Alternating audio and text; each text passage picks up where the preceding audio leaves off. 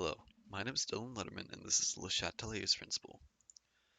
Le Chatelier's principle basically states if a strain is put on a system at equilibrium, equilibrium will shift to counteract the strain, which is pretty simple, but you have to remember that this doesn't affect solids and liquids.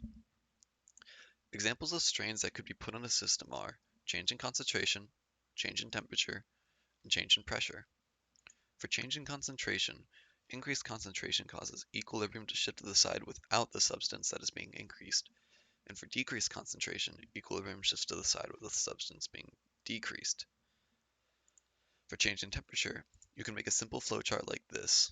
For exothermic reactions, they have a negative delta H, meaning that they lose heat, so heat is the product. When the temperature is increased, equilibrium shifts to the left. When temperature is decreased, equilibrium shifts to the right. You can do the same for endothermic reactions, which have a positive delta H, meaning that they gain heat, so heat is the reactant.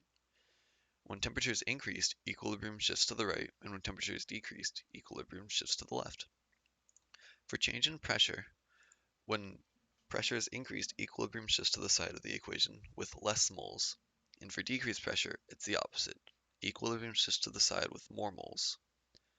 Let's look at an example. Given the equation, which is also known as the Haber process, which is a common reversible reaction, how will the system shift in the following scenarios? When the pressure is increased, when the temperature is decreased, and when the ammonia concentration is increased. Let's look. For increased pressure, we'll look at the given equation. We're going to be counting the moles on each side. So the left side has 4 moles of gases, and the right side has 2 moles of gases.